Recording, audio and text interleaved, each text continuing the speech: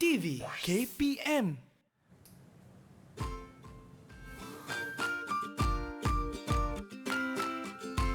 Masya Allah, tabarakallah. Lihatlah Bandaraya Kuala Lumpur sekarang ni. Lainnya. Udah banyak dah bangunan-bangunan di sekeliling KLCC ni. Masya Allah, betapa urbannya. Assalamualaikum warahmatullahi wabarakatuh. Salam sejahtera. What's up, everybody? Anda sedang menyaksikan Sukses SPM 2022 bersama dengan saya, Akmal Nazri. Kalau kita dapat lihat tadi kan, ini dia pemandangan di Kuala Lumpur sekarang. Begitu indah dan cukup urban. Sebut pasal urban ni ada ke kena-mengena dengan apa yang kita nak belajar hari ini? Sebelum itu, jom kita perkenalkan dulu siapakah guru yang akan bersama dengan kita. Jom kita tengok profil guru hari ini. Let's go.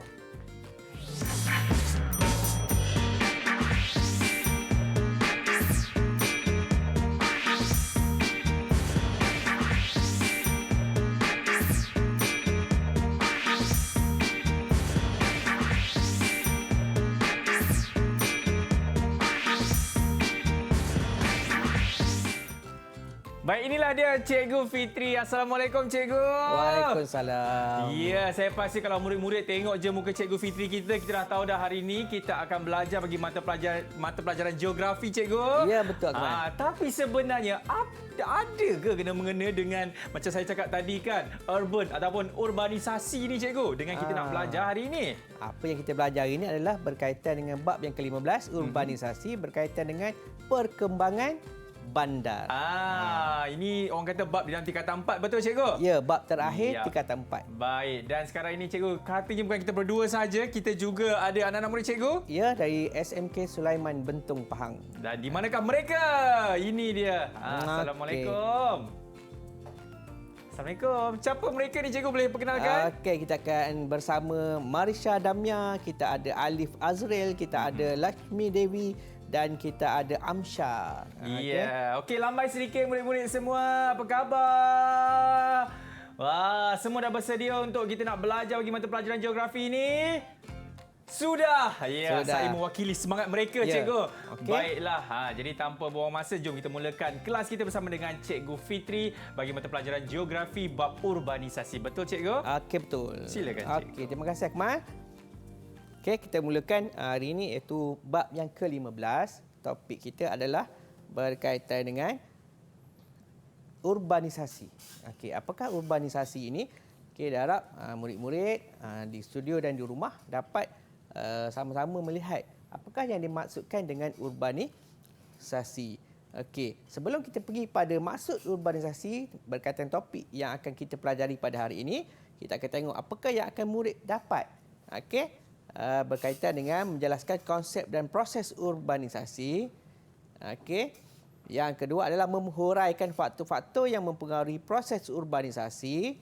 Yang ketiga adalah membahaskan kesan urbanisasi dan yang keempat adalah mencadangkan langkah-langkah untuk mengurangkan masalah urbanisasi. Okey. Ini konsep urbanisasi seperti mana yang Akmal maklumkan tadi, topik berkaitan dengan perkembangan bandar. Betul. Okey, adik-adik murid-murid di studio dan di rumah boleh terus kepada apa yang dikatakan dengan urbanisasi. Urbanisasi ialah proses perubahan sesuatu kawasan menjadi bandar. Okey, mungkin sebelum ni kawasan tersebut adalah kawasan kampung ataupun pekan. Jadi kampung pekan ini berubah menjadi sebuah kawasan baharu iaitu bandar ataupun bandar besar ataupun bandar raya. Okey, itu dikatakan dengan urbanisasi. Okey, seperti yang awal tadi aku tunjuk gambar Kuala Lumpur. Itu adalah hasil daripada perkembangan bandar ibu negara kita iaitu Kuala Lumpur. Okey, sebuah kampung boleh berubah menjadi pekan dan seterusnya berkembang menjadi bandar lebih besar dan kompleks. Maksud kompleks ni adalah padat. Okey, bandar yang padat, banyak bangunan, banyak jenis-jenis perkhidmatan, pertempatan dan sebagainya. Okey. Ini contoh. Okey, kampung, saya menunjuk kampung berubah menjadi bandar. Okey. Ini yang dikatakan dengan urbanisasi. Okey. Jadi murid-murid di studio boleh faham, kalau faham boleh tunjuk tanda bagus, murid-murid di rumah pun sama. Okey, tunjukkan tanda bagus, tanda anda semua faham dengan konsep urbanisasi. Okey, saya teruskan lagi. Apakah proses urbanisasi ini? Dia ada proses-proses tertentu di mana proses ini akan menunjukkan perkembangan sesuatu kawasan menjadi sebuah bandar. Okey. Kita tengok gambar yang saya tunjukkan di slide sekarang adalah bagaimana bandar Kuala Lumpur. Okey, seperti yang dipaparkan di slide yang berwarna merah itu adalah sebelum tahun 1921. Kecil je kawasan dia, berkembang sehingga menjadi sebuah bandar yang besar sehingga ke hari ini. Okey, urbanisasi berlaku apabila suatu kawasan mengalami pertambahan penduduk. Okey, perkara asas pertama, bila suatu kawasan mengalami pertambahan penduduk, penduduk semakin ramai, maka kawasan itu akan berkembang menjadi sebuah bandar. Ini yang dikatakan dengan proses urbanisasi. Okey. Kalau penduduk tak ada kat kawasan tu, maka kawasan itu tidak akan berkembang menjadi sebuah bandar dan proses urbanisasi tidak akan berlaku. Contohlah kawasan A tidak ada penduduk, tak ada orang nak pergi kat situ, maka kawasan tersebut akan kekal menjadi sebuah kampung ataupun pekan sahaja, maka tidak berubah menjadi sebuah bandar kerana bilangan penduduknya yang tidak ramai. Jadi sebagai contoh, Kuala Lumpur telah mengalami proses urbanisasi yang pesat ekoran berlakunya pertambahan penduduk. Saya nak tanya Akmal lah sebelum saya tanya kan murid-murid bersama kita di studio sekarang. Akmal. Ya, saya. Okey, apakah faktor ataupun Akmal rasa yang penyebab kepada Kuala Lumpur ni ramai orang nak datang? Saya rasa apabila sektor ekonomi bila berkembang, cikgu, dan Bijak. banyak peluang pekerjaan, ramai yang akan duduk di situ, cikgu. Yes, bijak. Jawapan yang bijak sama juga dengan murid-murid di rumah dan murid-murid di studio. Apa yang Akmal maklumkan tadi adalah bila berlakunya perkembangan ekonomi, berlakunya pertambahan penduduk. Okey. Kita pergi pada contoh soalan. Ini sebab kita konsep, okey, bagaimana kita nak faham konsep dan bagaimana kita nak ingat konsep tersebut untuk kita bersedia menghadapi peperiksaan SPM. Okey, ini contoh soalan. Okey, kita akan murid-murid di studio akan cuba rungkai. Okey, sebelum tu kita tengok kan apakah kehendak soalan. Dia bertanya ataupun menjurus kepada konsep urbanisasi. Okey, apakah yang dikatakan dengan konsep urbanisasi? Ini contoh soalan. Nampak macam senang soalan ni, tapi inilah soalan yang dikemukakan. Sekiranya murid tidak faham, jelaslah ini lepaskan peluang untuk mendapat jawapan yang betul untuk soalan ni. Kita nak tanya. Okay, kita nak sebut nama lah, kita nak angkat tangan. Okay, 4 orang rakan kita di studio ni, siapa yang sudi untuk menjawab soalan yang pertama ini? Dia berkaitan dengan konsep urbanisasi. Okey, cepat angkat tangan. Silakan. Siapa? Okey, Alif Azril. Okey, silakan Alif. On mic, boleh on mic. Dia nanti baca jawapan ni. Okey, bacakan jawapan dan kenapa anda pilih jawapan tersebut? Apa jawapan yang D. betul? Perubahan suatu kawasan menjadi bandar. Okey, ini dia jawab teruslah. Okey, jadi kalau murid-murid faham apakah yang dikatakan dengan urbanisasi, so jawapan dia adalah D. Perubahan suatu kawasan menjadi bandar. Bagus, terima kasih Azril kerana jawapan anda. Okey, nampak macam mudah. Cikgu, mudahnya soalan macam ni. Ya, soalan SPM mudah sekiranya anda faham konsep. Kalau tak faham konsep, tidak dapatlah jawapannya sebenarnya. Okey. Ini biasanya soalan duduk dalam aras yang pertama iaitu aras senang. Okey, kita bagi contoh yang kedua. Ini soalan dalam bentuk struktur. Okey, biasanya wujud dalam kertas 2. Tadi soalan objektif, kertas 1. Yang ini kertas 2. Pun sama juga, dia menjurus kepada konsep. Okey, tapi dia tak sebut pasal konsep, dia tanya tarik perhatian perhatian murid berkaitan gambar rangsangan yang diberikan. Okey, siapa yang sudi nak jawab untuk soalan yang ini? Okey, 1 markah soalan struktur. Okey, siapa? Silakan. Okey, Lashmi. Okey, Lashmi sudi jawab, boleh? Silakan Lashmi. Urbanisasi. Okey, jawapan dia urbanisasi. Ringkas saja jawapan dia. Dah dapat 1 markah. Tapi kesilapan calon. Okey, yang dalam menjawab soalan ini dia tak faham foto. Yang dilampirkan ini foto 1 Kuala Lumpur tahun 1880-an, foto 2 Kuala Lumpur kini, maksudnya pada masa kini. Okey, apakah proses, apakah yang menyebabkan perubahan visual ataupun gambar yang dipaparkan dalam soalan ini adalah daripada kesan urbanisasi. Okey, senang saja. Senang cikgu. Konsep Tapi dia. cikgu, mungkin saya nak tanya kepada cikgu juga kan, ataupun mungkin ada murid-murid tertanya-tanyalah sebenarnya berapa lamakah proses urbanisasi ini di sesuatu kawasan akan berlaku, cikgu? Okey, masa dia tidak ada masa yang tepat menggambarkan berlakunya perubahan. Ia bergantung kepada sejauh mana perkembangan bandar dipengaruhi oleh pertambahan penduduk. Okey, sekiranya berlakunya pertambahan penduduk dengan cepat, okey, ramai orang dalam masa tempoh tertentu, maka cepatlah berlaku proses urbanisasi. Sekiranya kawasan tersebut menjadi tumpuan penduduk lama atau lambat, maka lambatlah proses urbanisasi. Okay. Itu dia. Baik cikgu, kita nak berhenti rehat dulu. Selepas ini kita akan kembali dalam Sukses SPM 2022. KPM. Baik, masih lagi menyaksikan Sukses SPM 2022 bersama dengan saya Akmal Nazri dan juga Cikgu Fitri. Cikgu, kita sambung kita kelas, Cikgu. Okey, kita sambung. Tadi kita dah faham konsep, sekarang kita pergi kepada faktor yang mempengaruhi proses urbanisasi. Apakah faktor? Faktor ni penyebab. Okey, penyebab berlakunya urbanisasi seperti mana yang Akmal tanya, cepat atau lambat, ini adalah faktor yang mempengaruhi cepat atau lambat suatu urbanisasi berlaku di sesuatu kawasan. Okey, tengok faktor yang pertama, okey, kategori yang pertama iaitu faktor ekonomi. Okey, yang pertama adalah aktiviti perlombongan. Okey, contoh negara kita, aktiviti perlombongan seperti perlombongan biji timah menggalakkan urbanisasi awal. Contoh Kuala Lumpur. Okey, dia berkembang hasil daripada aktiviti perlombongan biji timah. Tapi pada masa sekarang tidak lagi berlaku. Cuma ada beberapa aktiviti perlombongan seperti perlombongan petroleum. Seperti mana yang berlaku di Bintulu, di Miri dan di Kertih. Okey, itu adalah berlaku perkembangan pesat bandar Kertih contohnya akibat daripada aktiviti perlombongan dan memproses petroleum dan gas asli. Okey, itu adalah faktor ekonomi. Faktor ekonomi yang kedua adalah peluang pekerjaan. Sekiranya sesuatu kawasan itu menawarkan pekerjaan yang banyak, okey, banyak pilihan peluang pekerjaan, maka penduduk akan berhijrah ke kawasan tersebut, seterusnya menjadikan sesuatu kawasan itu berkembang menjadi sebuah bandar yang besar. Mungkin berkembang semakin besarlah akibat daripada peluang pekerjaan. Di mana migrasi masuk suatu bandar kerana peluang pekerjaan dalam sektor perindustrian dan perkhidmatan. Okey, boleh tak?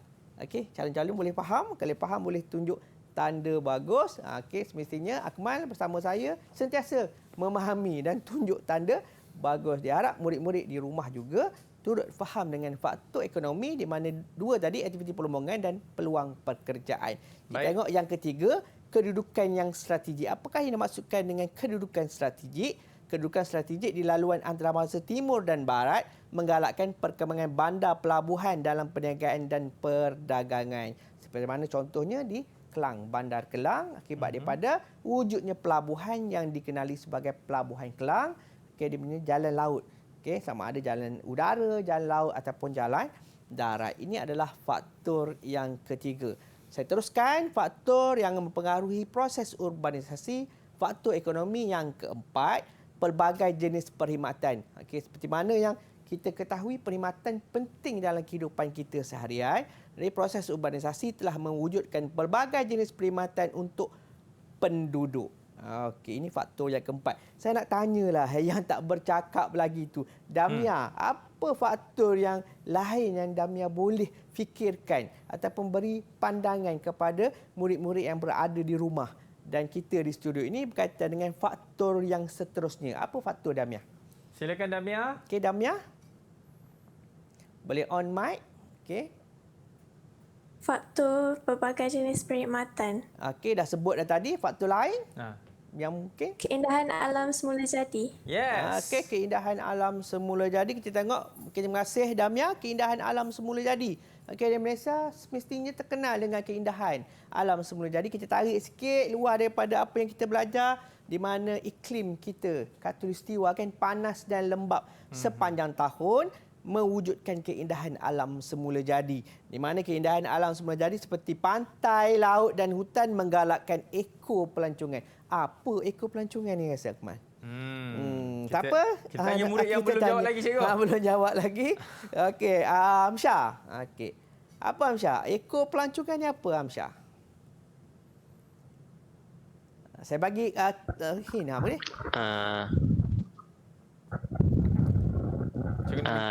Kawasan pelancongan. Okey, kawasan pelancongan. Ekopelancongan, kawasan pelancongan. Betul tapi kurang tepat. Okey, jawapan sebenarnya adalah berkaitan dengan pelancongan alam semula jadi. Okey, tak apa mungkin tak ingat, bukan tak tahu tapi tak ingat. Kegiatan ekopelancongan menyebabkan peningkatan infrastruktur dan proses urbanisasi bandar. Okey, ini adalah faktor ekonomi. Boleh faham Okey, saya harap murid-murid di rumah dan di studio boleh faham dengan faktor ekonomi. Kita pergi kepada faktor yang seterusnya, iaitu faktor sosial. Alright. Okey. Faktor sosial, apakah yang dikatakan dengan sosial? Sosial adalah berkaitan dengan kehidupan kita seharian. Okey, apa yang kita lalui, apa yang kita lakukan, apa yang kita buat setiap hari, di mana ia memerlukan kita ada kemudahan. Sekiranya kemudahan wujud di sesuatu kawasan, akan menyebabkan kawasan itu menjadi tumpuan penduduk dan menggalakkan proses urbanisasi. Ini kemudahan infrastruktur seperti bekalan air, elektrik, telekomunikasi, pengangkutan, pendidikan dan kesihatan telah menggalakkan proses urbanisasi. Kalau kawasan itu tak ada perkhidmatan air dan elektrik, agak-agak susah ke senang nak berkembang? Sangat sukar Sangat sebenarnya, cikgu. sukarlah kerana bekalan air dan elektrik adalah keperluan asas kehidupan kita pada masa kini. Betul. Okey, bukanlah masa dulu tidak menjadi keperluan wajib, tapi pada masa kini adalah keperluan yang wajib. Kemudahan pengangkutan, kalau kita nak bergerak dari satu tempat ke satu tempat, kalau kita rasa susah, kita akan menyebabkan kita rasa tak selesa, tak happy nak duduk kat situ, tak gembira. Okey, jadi kemudahan pengangkutan, jaringan lebur air dan perkhidmatan kereta api membolehkan pertempatan yang terletak di laluannya membangun menjadi bandar. Okey, dia lalu je. Lebur raya lalu dekat situ. Okey, adanya perkhidmatan jalan raya akan menyebabkan satu kawasan itu berkembang menjadi sebuah bandar. Yang ketiga adalah kemudahan pendidikan. Okey, sebagai contoh, kita adanya universiti-universiti awam ataupun swasta yang wujud di satu kawasan menyebabkan ramai orang berhijrah, terutama generasi muda, untuk pergi ke kawasan tersebut dan menjadikan kawasan tersebut berkembang menjadi sebuah bandar. Okey. Faham Itu adalah faktor yang berkaitan dengan sosial. Kita pergi faktor governance. Okey, Lashmi.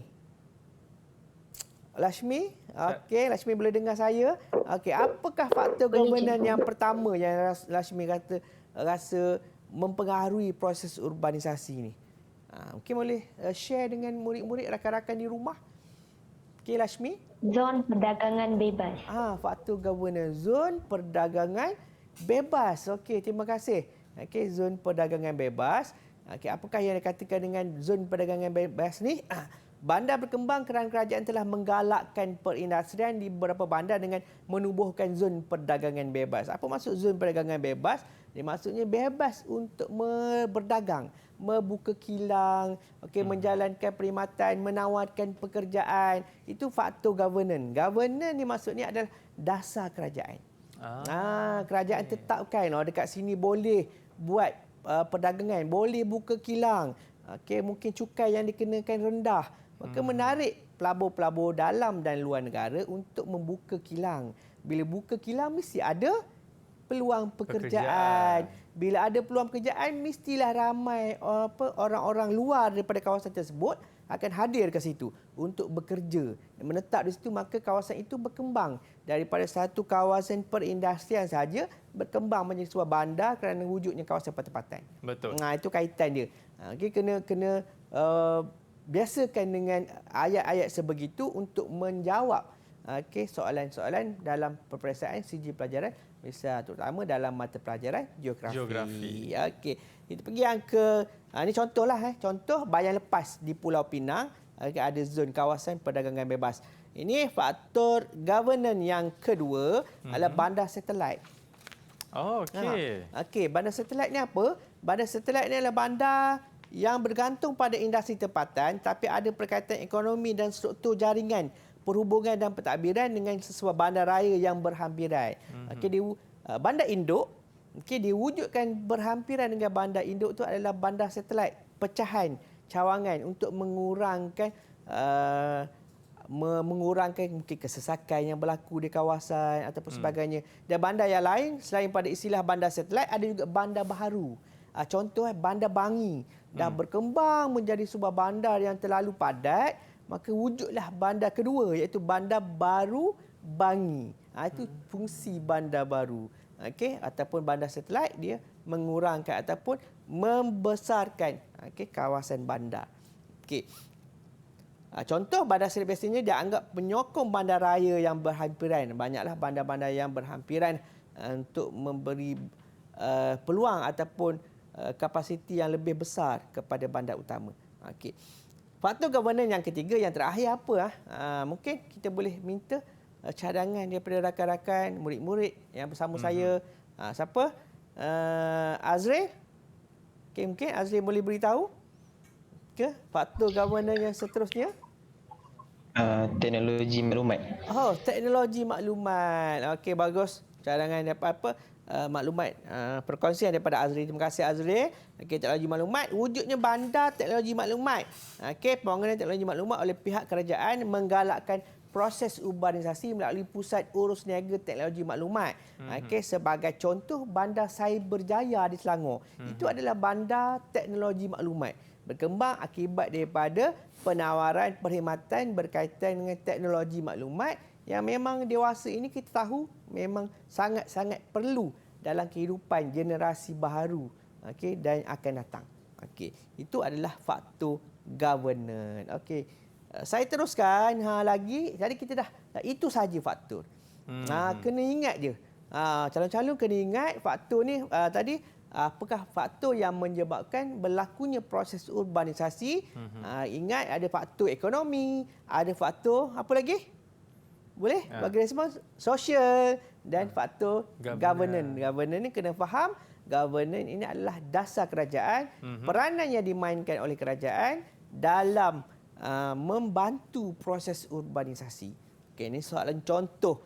Okey, kita nak minta seorang murid untuk bacakan terlebih dahulu soalan ini. Dan pilihan sebab jawapan dalam peperiksaan kita kena baca dulu soalan dan baca pilihan jawapan supaya kita boleh dapat kenal pasti apa kehendak ni, baca dahulu. Okey, silakan siapa yang sudi? Damia?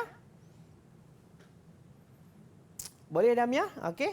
Damia boleh bacakan dulu jawab soalan dan pilihan jawapan. Okey. Ini soalan objektif. Silakan Damia. Apakah faktor ekonomi yang mempengaruhi proses urbanisasi di Malaysia? A. Kemudahan asas. B. Kemudahan pendidikan. C. Kemudahan perlombongan. D. Sistem pengangkutan moden. Okey. C. Kegiatan perlombongan. Saya betulkan. Bukan kegiatan perlombongan. Okey. Okey. Faktor ekonomi. Dia tanya kunci soalan dia adalah faktor ekonomi. Tadi kita dah belajar ekonomi, kita dah belajar tentang sosial, kita belajar tentang governance. Tapi kali ini soalan yang hanya menjurus kepada faktor ekonomi. Kita tengok satu persatu. Okey, A. Okey, adakah A kita nak tengok jawapan dari rakan? Ke Damia nak bagi jawapan? Jangan bagi jawapan dulu. Okey, A. Adakah betul A? Kemudahan asas? Tak. Kenapa tidak? Sebab ingat balik. kemudahan asas tu Okey. Kemudahan asas tu mungkin sangkut-sangkut tidak apa? Sesuai untuk proses urbanisasi. Okey, tak sesuai untuk proses urbanisasi. Tak apa, kemudahan asas adalah faktor sosial. Faktor sosial. Okey, kemudahan pendidikan adalah faktor sosial. Kegiatan perlombongan, ekonomi, sistem pengangkutan moden, ini adalah sosial. Dia tanya apa? Kegiatan ekonomi. So jawapan dia adalah C. Okey, faktor ekonomi. Yang seterusnya ini soalan contoh berkaitan dengan soalan esei, boleh keluar dalam soalan esei. Okey, huraikan faktor yang mempengaruhi proses urbanisasi di Malaysia.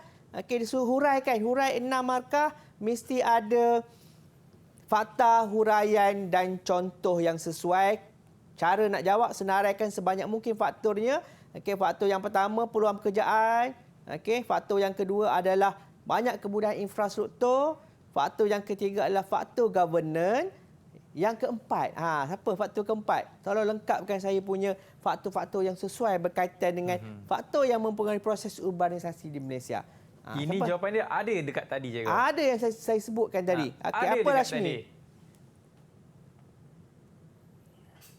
Kemudahan pendidikan. Okey, kemudahan pendidikan. Okey, ini contoh jawapan yang saya sediakan. Yang lain-lain, murid-murid di rumah dan murid-murid di studio boleh tambah huraian. Ini cadangan jawapan. Perkara pertama, kita kena tulis dulu mukadimah dia. Ayat-ayat cinta dulu untuk sebelum kita jawab. Terdapat banyak faktor yang mempengaruhi, kita senaraikan faktor yang kita dah buat list tadi. Kita dah buat senarai tadi, barulah kita jawab. Okey. Ini contoh dia, faktor yang pertama ialah terdapat banyak peluang pekerjaan. Ini adalah fakta dia. Peluang pekerjaan dalam pelbagai bidang telah menarik minat penduduk luar untuk masuk ke satu kawasan. Ini adalah huraiannya. Pertambahan jumlah penduduk telah menyebabkan kawasan tersebut berkembang menjadi sebuah bandar, contohnya Bandaraya Kuala Lumpur. Ini adalah contohnya. Maka ada satu fakta, ada satu huraian dan ada satu contoh, membawa markah 3 markah. Tadi 6, boleh sambung faktor yang seterusnya itu banyak kemudahan infrastruktur, faktor governance dan terdapatnya kemudahan pendidikan. Baik. Itu adalah faktor dia. Ya, itulah dia faktor-faktor yang mempengaruhi proses urbanisasi ini. Baik, kita nak berhenti rehat dulu. Selepas ini, kita akan kembali dalam Sukses SPM 2022. Jangan ke mana-mana. KPM. Ya, masih lagi menyaksikan Sukses SPM 2022 bersama dengan saya, Akmal Nazri dan juga Cikgu Geografi kita, Cikgu Fitri. Cikgu, jom kita sambung kita pergi kelas.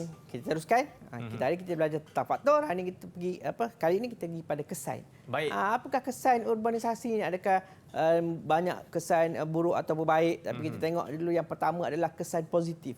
Positif sepertinya benda yang baik. Apakah kesan urbanisasi dari segi yang positifnya? Yang pertama adalah perubahan landscape. Orang kata perubahan landscape ni banyak negatif. Tidak. Perubahan landscape ni banyak yang positif sebenarnya. Perubahan landscape dapat dilihat dari aspek struktur bangunan, jaringan pengangkutan dan perubahan guna tanah bandar. Kalau dulu mungkin semak samun, hutan dan sebagainya berubah menjadi satu pemandangan. Landscape ni maksudnya pemandangan yang menarik. Ada bangunan yang tinggi-tinggi, ada yang malam-malam nampak bercahaya dan sebagainya. Itu dipanggil perubahan landscape akibat daripada proses urbanisasi. Kalau sebelum ini kawasan tersebut gelap, sekarang dah bercahaya, ada lampu dan sebagainya. Itu dipanggil perubahan landscape. Kesan daripada urbanisasi. Boleh faham Boleh faham Lashmi, boleh faham Angguk. Saya yakin murid-murid di rumah juga faham. Senang saja nak ingat. Perlu ke ingat perkara ini? Perlu. Kenapa?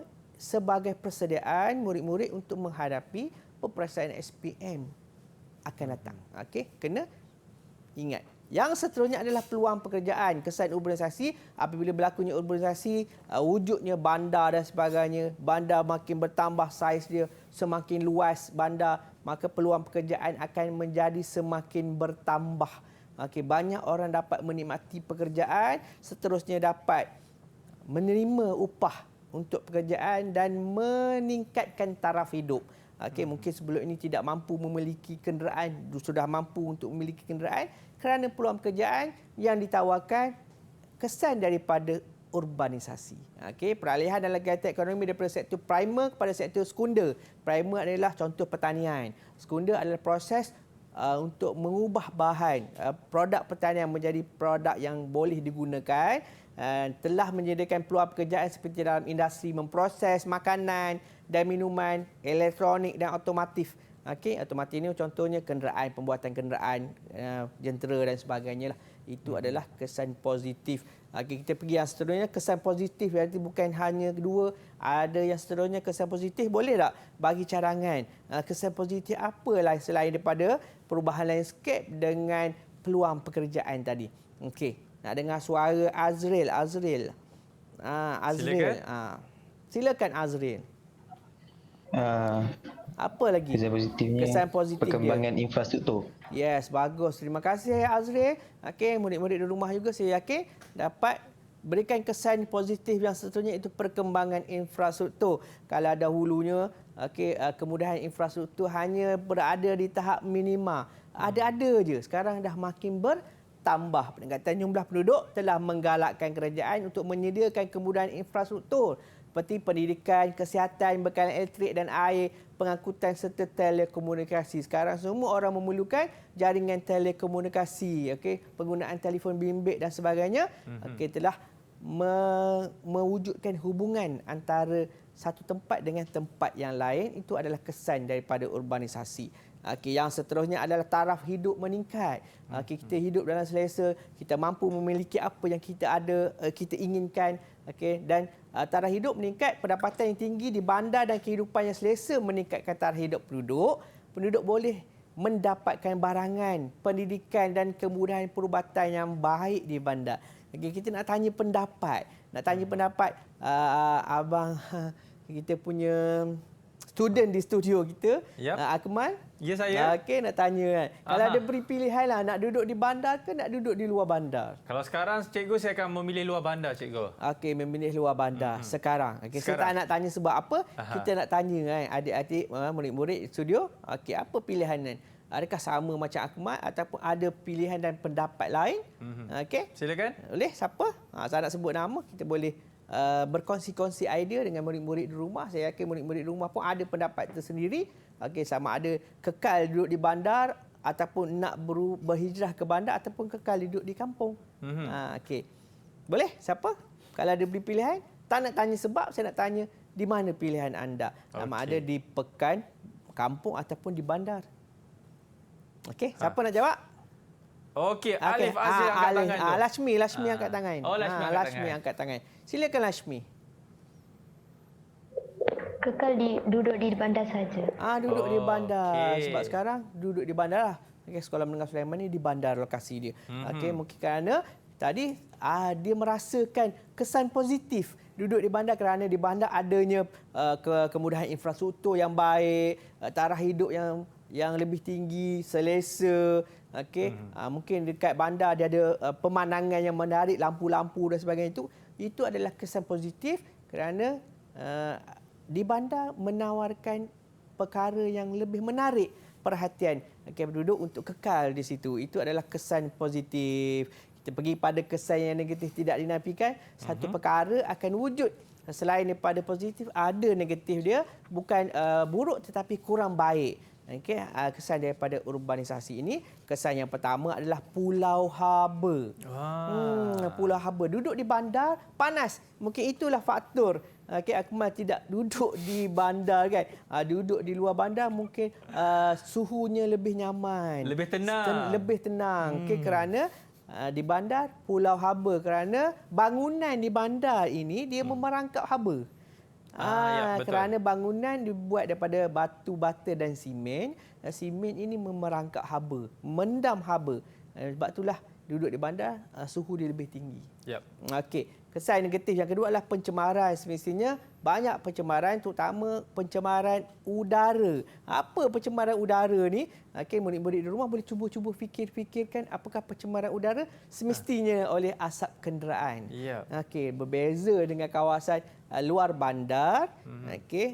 Kuranglah pencemaran kerana bilangan kenderaan yang sedikit berbanding kawasan yang mengalami proses urbanisasi, iaitu bandar. Yang ketiga adalah hujan asid. Hujan asid. Hujan asid ni sebabkan faktor tadilah pencemaran. Pencemaran yang berlakunya hujan asid. Tahu tak hujan asid ni apa, Mas? Hujan asid ni cikgu, saya kalau diberi pilihan cikgu, saya nak jawab. Tapi kita bagilah mereka cikgu yang Okey, jawab. bagilah mereka jawab. Okey. Selalu bagi peluang dekat murid-murid di studio, kita gunakan peluang yang ada. Siapa nak jawab? Hujan asid ni apa? Siapa nak jawab? Jangan berebut. Tapi nampak semua berebut untuk senyum. Okey. Jangan berebut untuk senyum, berebut untuk angkat tangan supaya kita boleh berkongsi. Okay, apakah yang dikatakan dengan hujan asid? Apa kaitan dengan urbanisasi ini? Okey. Boleh? Nak suruh cikgu jawab? Cikgu, mereka minta cikgu yang Nak jawabkan. suruh saya jawab. Okey, bolehlah. Mungkin malu-malu tak apa sebab cikgu sentiasa akan cuba memberi yang terbaik. Hujan asid adalah hujan yang turun mengandungi asid lemah. Kerana berlakunya pencemaran, faktor kesan negatif yang sebelum tadi adalah pencemaran oleh asap kenderaan, asap kilang dan sebagainya. Asap kenderaan tadi ataupun asap kilang tadi akan bercampur dengan air hujan di udara, maka turunlah hujan asid lemah. Bukan asid yang pure tu, asid pure rasa tak hiduplah kita di dunia ni. Hujan asid ni asid lemah, dia boleh memberi kesan kepada tanaman, cat bangunan ataupun cat kenderaan. Kalau kan murid-murid di rumah perasan, mungkin ada ayah memiliki kenderaan tapi cat pada kenderaan itu macam dah pudar atau mungkin dah luntur-luntur. Itu adalah salah satu kesan daripada hujan asid. Okey. Yang seterusnya adalah banjir kilat. Banjir kilat banyak memberi kesan kepada penduduk-penduduk bandar. Kerana kawasan bandar ni mungkin mengalami perkara-perkara seperti longkang tersumbat, mungkin mengalami perkara-perkara air tidak boleh keluar ke kawasan yang ke sungai dan sebagainya. Ini adalah kesan negatif urbanisasi, iaitu banjir kilat. Maka tidak hairanlah banyak kawasan-kawasan bandar berisiko untuk mengalami kejadian banjir apabila wujudnya hujan ataupun taburan hujan yang tinggi pada satu-satu masa. Okey, kita teruskan. Kesan negatif yang seterusnya adalah masalah setinggan. Kerana sebab di bandar, kawasan rumah ataupun kemampuan untuk memiliki rumah agak terhad disebabkan harga yang tinggi. Harga yang tinggi menyebabkan penduduk tadi berhijrah ke bandar untuk mendapatkan pekerjaan. Apabila bekerja di situ, dia perlu tinggal di situ. Kemampuan untuk memiliki rumah agak terhad kerana mungkin upah yang diterima tidak sepadan dengan harga rumah yang harus dimiliki. Maka pilihannya adalah membina rumah-rumah setinggan di kawasan-kawasan tertentu untuk dijadikan kawasan pertempatan mereka. Itu adalah kesan negatif daripada masalah setinggan. Kena 5 perkara ini kena ingat. Pulau haba. Wajib ke cikgu? Dengar murid-murid tanya di rumah, wajib ke cikgu? Kesan ni kena tahu bezakan. Mana kesan positif, mana kesan negatif. Takut nanti ditanya kesan negatif. Kita tak boleh nak bezakan mana satu yang negatif, mana satu yang positif. Kena kekal ingat, yang negatif ada 5 ini: pulau haba, pencemaran, hujan asid, banjir kilat, masalah setinggan. Kita tengok adakah ada kesan lain. Ada kesan lain, kesesakan lalu lintas. Kesesakan lalu lintas. Pernah tak jam ataupun kesesakan trafik di bandar? Pernah kan? Saya rasa setiap masa lah, cikgu. Setiap masa berlaku. Pernah tak berlaku kesesakan lalu lintas di luar bandar, di kampung? Mungkin apabila tibanya musim perayaan, cikgu. Mungkin tibanya musim perayaan kerana penduduk yang tinggal di bandar berbalik ke kampung. Betul. Untuk meraihkan suatu musim perayaan, akan kesesakan lalu lintas berlaku. Tapi tidak berlaku setiap hari. Betul. Kesesakan lalu lintas berlaku di bandar hampir setiap masa. Disebabkan oleh jumlah penduduk yang ramai tadi. Okey. Kita tengok contoh soalan. Kita tengok contoh soalan lah. Kita dah faham tadi ada kesan dia negatif, ada kesan positif. Yang ni dia tanya apakah kesan positif. Kalau ditanya kesan saja, kesemua pilihan jawapan ni boleh diterima. Tapi sebelum kita mengkaji apakah jawapan yang sepatutnya untuk soalan ini, kita minta seorang murid yang berada bersama saya di studio untuk bacakan soalan dan pilihan jawapan untuk soalan objektif ini. Soalan objektif, murid-murid calon-calon SPM kena tahu ini adalah dalam soalan geografi kertas 1. Soalan objektif. Saya persilakan adik Amsyar untuk membacakan membacakan soalan dan jawapan untuk contoh soalan ini. Silakan Amsyar.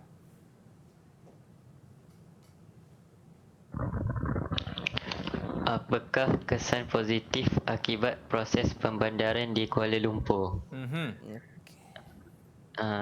Jawapannya B.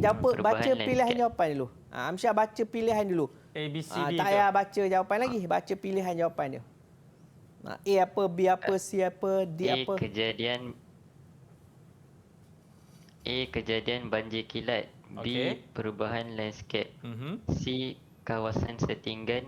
D. Perluasan kawasan bandar. Okey, apa jawapan Amsyar untuk soalan ini?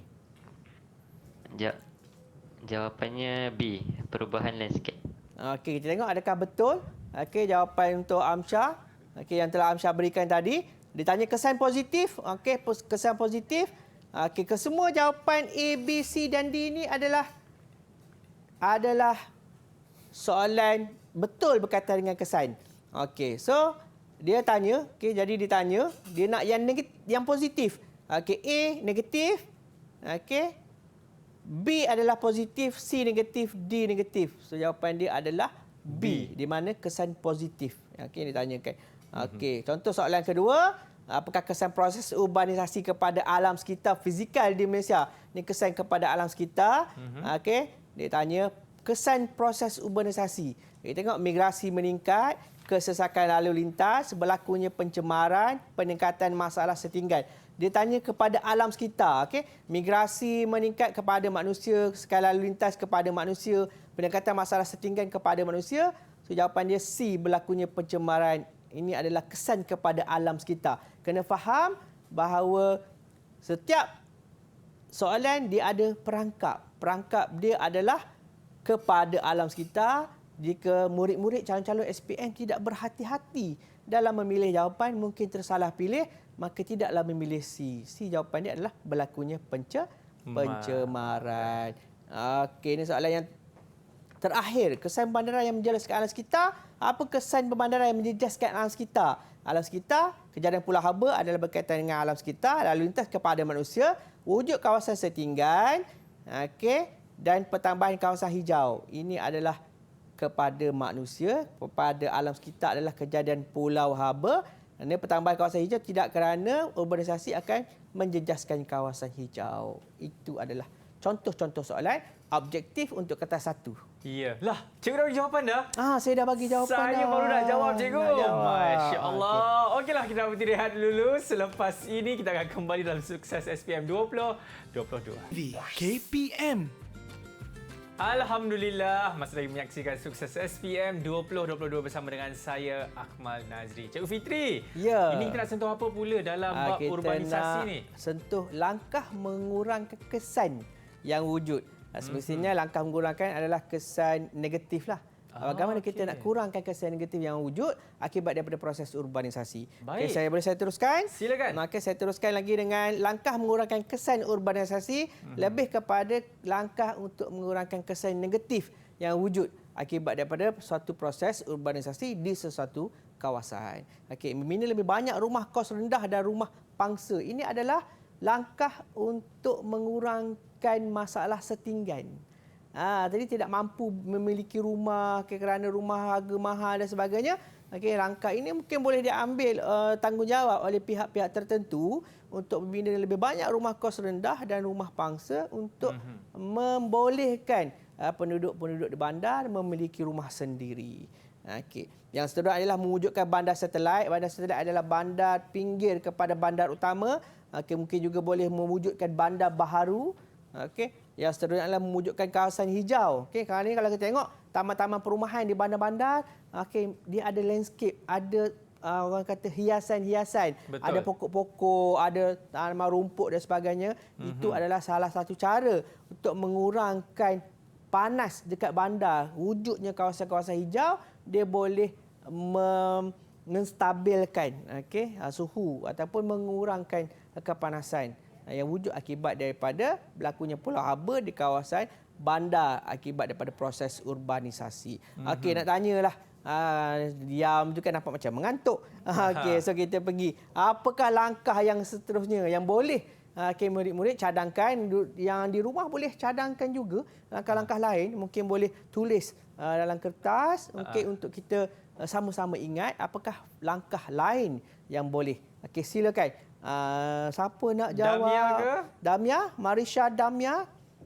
Okey, silakan Marisha, ada jawapan ataupun cadangan lain langkah untuk mengurangkan kesan urbanisasi yang keempat. Amalan pengangkutan lestari. Yes, amalan pengangkutan lestari. Sebelum saya keluarkan dekat slide ni, tahu ke murid-murid di rumah amalan pengangkutan lestari? Okey, amalan pengangkutan lestari adalah menggunakan kenderaan-kenderaan yang dijana menggunakan tenaga elektrik. Okey, contohnya perkhidmatan bas elektrik di Kuala Lumpur. Okey, perkhidmatan teksi elektrik, kenderaan-kenderaan menggunakan elektrik ataupun komuter, LRT, kereta api elektrik. Itu adalah mengurangkan kesan pencemaran dan mengurangkan kesan pulau haba yang berlaku di bandar. Itu adalah langkah untuk menangani ataupun mengurangkan kesan negatif akibat daripada proses urbanisasi. Okey, yang seterusnya adalah mendalam dan melebarkan sungai serta parit. Okey, langkah ini ada untuk mengatasi masalah apa? Kita nak tanya. Langkah mendalam dan melebarkan sungai serta parit ini untuk mengatasi masalah apa benda? Apa masalah dia? Ini cadangan untuk mengatasi masalah tersebut. Saya nak tanyalah pendapat murid-murid yang berada bersama saya di studio pada hari ini. Okey, apakah masalah kepada cadangan langkah ini? Okey, siapa nak jawab?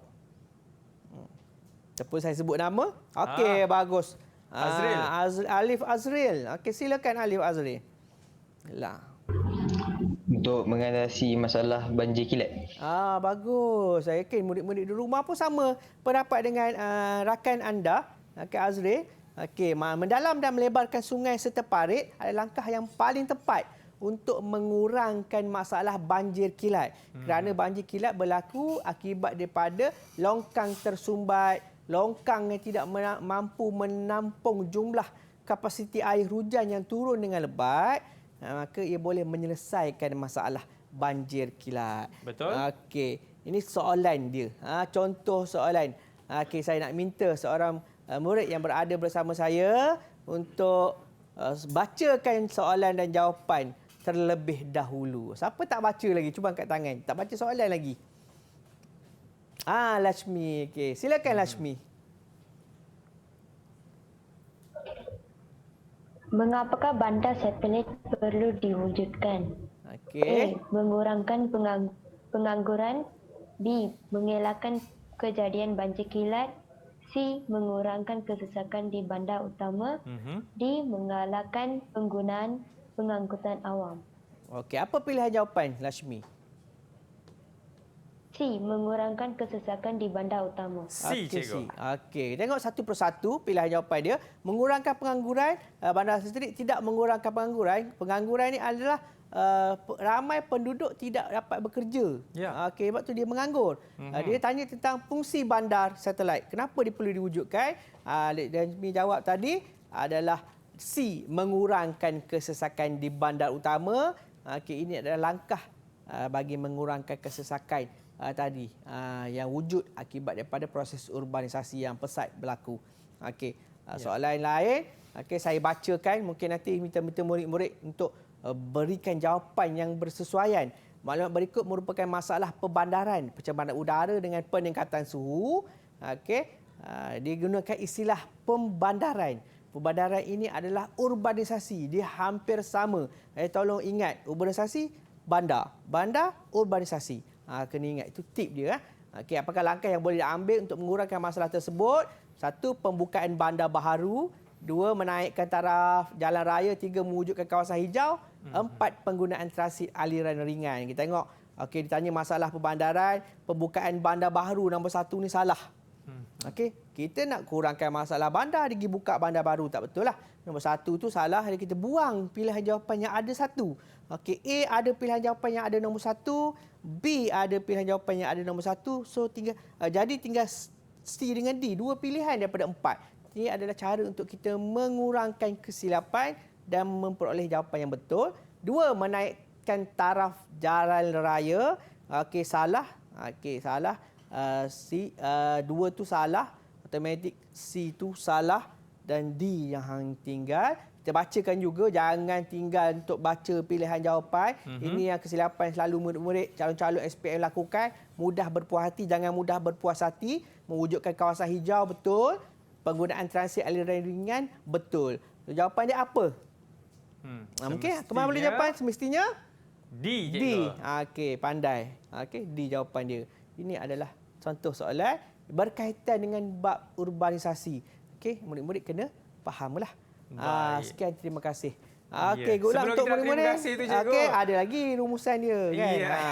Sebelum kita nak pergi ke rumusan cikgu kan. Okey. Mungkin cikgu boleh kongsikan antara tips-tips sebab kita tahu kalau bab urbanisasi ni banyak pilihan-pilihan jawapan yang seakan-akan sama. Yes. Seperti kesan positif, kesan negatif. Jadi murid-murid ni kadang-kadang dia rasa keliru, macam B, macam D. Jadi macam mana tu cikgu untuk pastikan murid-murid ni menjawab pilihan jawapan yang betul? Okey, yang pastinya perkara asas yang perlu murid-murid calon-calon ingat, okey, fahamkan soalan dahulu. Okey, bila faham soalan kita tidak mudah terkeliru kerana kita faham maksud apakah kehendak soalan.